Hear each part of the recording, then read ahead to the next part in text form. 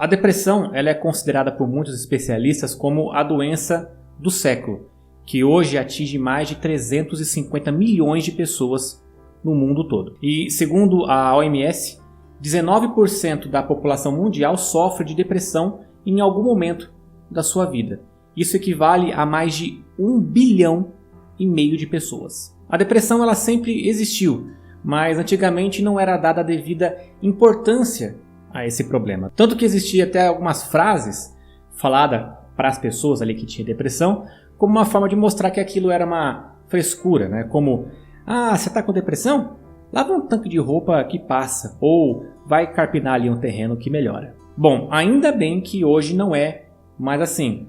Mas como eu disse, a depressão ela não é uma doença nova. E houveram personagens bíblicos que sofreram desse mal. Claro que não houve ali um diagnóstico médico de um terapeuta, de um psicólogo para dizer que eles estavam com depressão. Mas o comportamento deles naquele momento, a forma como eles falavam, mostrava que eles estavam sim com depressão. Só lembrando, só frisando aqui que alguns dos sintomas da depressão é a perda de interesse em fazer coisas que antigamente nós gostávamos, a mudança no apetite, dificuldade de dormir, se sente cansado o tempo todo, se sente culpado, não consegue raciocinar direito, não consegue se concentrar ou tomar decisões, fica ansioso, angustiado e tem frequentes pensamentos de morte. Mediante a isso, eu vou falar aqui de 3 personagens bíblicos que apresentavam esse quadro de depressão. Tem muitos outros, né, mas eu vou me concentrar apenas nesses 3 aqui para não deixar o vídeo muito longo. Enquanto você assiste aí, vai se inscrevendo aqui no canal, dando o seu like aqui, que ele ajuda muito a engajar o vídeo, e comente e compartilhe também com outras pessoas. Bom, vamos lá. O primeiro da lista foi o Moisés. Exatamente, Moisés ele teve quadros depressivos. Vamos ler aqui em Números 11, do versículo 11 ao 15, para nós vermos aqui qual que era o comportamento dele.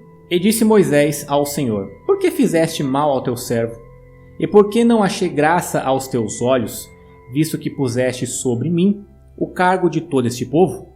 Concebi eu, porventura, todo este povo? Dei eu à luz, para que me dissesses: leva ao teu colo, como a ama leva a criança que mama, a terra que juraste a seus pais? De onde teria eu carne para dar a todo esse povo? Porquanto contra mim choram, dizendo: dá-nos carne a comer. Eu só não posso levar a todo esse povo, porque muito pesado é para mim. E se assim fazes comigo, mata-me, peço-te, e se tenho achado graças aos teus olhos, e não me deixes ver o meu mal. Moisés ele ficou responsável em liderar um povo enorme que saiu do Egito com mais de 600 mil homens, isso fora mulheres e crianças. Alguns historiadores dizem que o número passava de 2 milhões, 2,5 milhões de pessoas. Imagina 2,5 milhões de pessoas reclamando para um único homem, né, dizendo que não tem comida, não tem água, tá calor, tá frio, tá cansado. Até que chegou um certo momento que a exaustão se abateu sobre ele, de tal forma que ele perdeu as esperanças, ele perdeu o foco na missão. Tanto que ele pediu para Deus que o matasse, que tirasse a sua própria vida ali, porque ele perdeu a vontade de viver. Esse é um dos motivos que causam a depressão. As cobranças excessivas do dia a dia. Precisa apresentar resultados, trabalhar mais, ganhar mais, fazer o trabalho às vezes de várias pessoas. Tudo isso vai nos cansando, vai cansando a pessoa, tirando o seu vigor, tirando a sua energia, e isso, por fim, faz com que a pessoa tenha vontade de parar e de lutar. Mas prosseguindo aqui na história, você pode ler depois com um pouco mais de calma, que Deus ele responde a Moisés orientando que ele busque no meio do povo 70 homens sábios, 70 anciãos, ali para dividir essa carga, para dividir a responsabilidade com eles de todos os problemas do povo e administrar tanta gente. Isso nos ensina, antes de tudo, que nós precisamos pedir ajuda, precisamos desabafar com alguém e mostrar que nós não conseguimos fazer as coisas sozinhos. Então, divida a sua carga com outras pessoas. Pessoas que você confia, obviamente. O próximo da lista aqui é o profeta Elias. Leia comigo aqui em 1 Reis 19, do versículo 1 até o 4. E Acabe fez saber a Jezabel tudo quanto Elias havia feito, e como totalmente matara todos os profetas à espada. Então Jezabel mandou um mensageiro a Elias a dizer-lhe: Assim me façam os deuses, e outro tanto, se de certo amanhã a estas horas não puser a tua vida como a de um deles. O que vendo ele se levantou, e para escapar com vida se foi, e chegando a Berseba, que é de Judá, deixou ali o seu servo.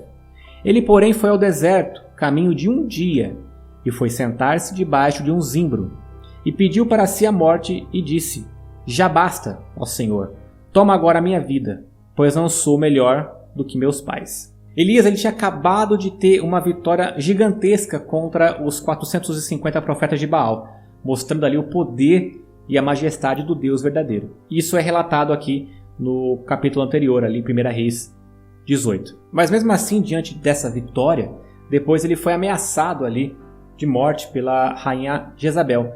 E ele ficou com medo, né? E fugiu ali e chegou a um certo ponto que ele ia desistir de tudo, desejando ali a própria morte. O mais interessante é que mesmo Deus mostrando que estava com ele, ele chegou a esse ponto depressivo. O que mostra muitas das vezes que nós podemos obter sucesso no nosso trabalho, na escola, na vida em geral. E é claro que essa vitória, que essa forma de sucesso vai fazer com que se levantem inimigos contra nós, pessoas invejosas que não querem nos ver bem, nos ver felizes. E precisamos saber lidar com esse tipo de situação. Por isso que existem muitas pessoas que aos nossos olhos, né, no nosso ponto de vista, são um sucesso, mas na verdade eles não sentem alegria nenhuma. No desfecho dessa história, Deus ele fez Elias comer, se alimentar e o motivou a se levantar e continuar o seu caminho ali, a sua jornada, dando a ele ali uma nova missão, um novo propósito. Então, quando nós